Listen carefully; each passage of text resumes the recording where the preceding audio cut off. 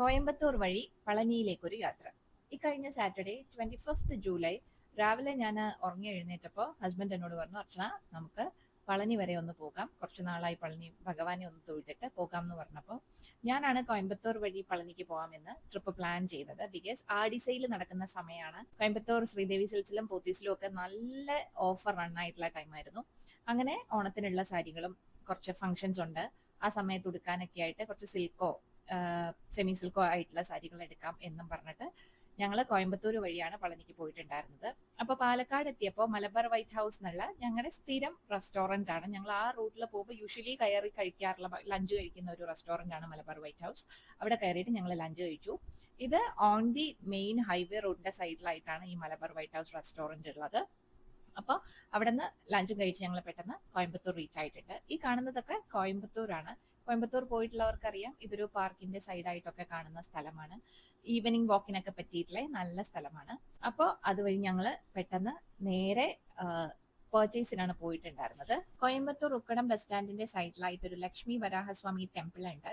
ആ ടെമ്പിളിന്റെ പാർക്കിങ്ങിലേക്ക് ഞങ്ങൾ car park ചെയ്തിട്ട് എഗെയിൻ അവിടെ നിന്ന് ഒരു ഓട്ടോറിക്ഷ എടുത്തിട്ടാണ് ഷോപ്പിങ്ങിന് പോയിട്ടുണ്ടായിരുന്നത്. ബിക്കോസ് കോയമ്പത്തൂർ ടൗൺ ഹാളിലാണ് ഈ പറയുന്ന എല്ലാ സിൽക്ക് ഷോപ്പുകളും ലൊക്കേറ്റ് ആയിട്ടുള്ളത്. അതുകൊണ്ട് തന്നെ അങ്ങോട്ട് പോകാൻ ഭയങ്കര ട്രാഫിക് ബ്ലോക്ക് ഉള്ള ഒരു സ്ഥലമാണ്. ഒരു 2 മിനിറ്റ്സിൽ എത്തേണ്ട ഡിസ്റ്റൻസ് നമ്മൾ കവറപ്പ് ആവാൻ 15 to 20 മിനിറ്റ്സ് എടുക്കും. അത്രയും റഷ് ആയിട്ടുള്ള റോഡാണ്. ഇതാണ് പോത്തീസ്. പോത്തീസിലെ തിരക്ക് കണ്ടപ്പോൾ തന്നെ ഹസ്ബൻഡ് എന്നോട് പറഞ്ഞു, നമുക്ക് പോത്തീസിൽ കയറണ്ട, ശ്രീദേവി പോവാം എന്നും പറഞ്ഞിട്ട് ശ്രീദേവി സിൽസിൽ പോയിട്ടാണ് ഞാൻ സാരി ഷോപ്പ് ചെയ്തിട്ടുള്ളത്. അപ്പൊ ഷോപ്പിംഗ് വീഡിയോ അടുത്തൊരു വീഡിയോ, നെക്സ്റ്റ് വീഡിയോ ആയിട്ട് ചെയ്യാം കേട്ടോ. ആൻഡ് ഇതാണ് കോയമ്പത്തൂർ ടൗൺ ഹാൾ എന്ന് പറയുന്ന ഒരു ഷോപ്പിംഗ് ഏരിയ മാത്രമാണിത്. Coimbatore I think around 3 to 4 shopping areas ഉണ്ട്. അതിലൊരു ഏരിയ ആണ് ടൗൺ ഹാൾ. അപ്പോൾ ഞങ്ങൾ ഓട്ടോറിക്ഷയിൽ പോയി ടൗൺ ഹാളിന്റെ ശരവണ സിൽസിന്റെ തൊട്ടടുത്തുനിന്ന് ഇറങ്ങി അവിടെ നിന്ന് കുറച്ച് സാധനങ്ങൾ ഷോപ്പ് ചെയ്തിട്ടാണ് ശ്രീദേവിയിലേക്ക് പോയത്. ഈ ഒരു ഭാഗത്ത് ഞങ്ങൾ ഇറങ്ങിയിട്ട് ഞങ്ങളുടെ ഷോപ്പിംഗ് എല്ലാം കഴിഞ്ഞ് റിട്ടേൺ അവിടെ തന്നെ വന്ന് ഞങ്ങൾ ഒരു ഓട്ടോറിക്ഷയിൽ കയറി പാർക്കിങ്ങിലേക്ക് പോയി. അപ്പൊ ഇതാണ് ശരവണ. ശരവണയിലൊന്നും കയറാൻ പോലും പറ്റാത്ത തിരക്കുണ്ടായിരുന്നു. അത്ര റഷാണ് ആഡിസെയിലിന് അവിടെ നടക്കുന്നുണ്ടായിരുന്നത്. And this is the Coimbatore ടൗണിൽ കൂടി ഞങ്ങൾ പാർക്കിങ്ങിലേക്ക് പോകുന്നതാണ് കേട്ടോ.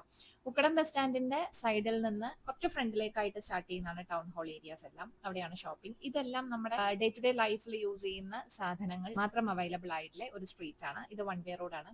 അപ്പൊ ഇതിൽ കൂടിയാണ് ഞങ്ങൾ തിരികെ ഞങ്ങളുടെ പാർക്കിങ്ങിലേക്ക് പോയത്.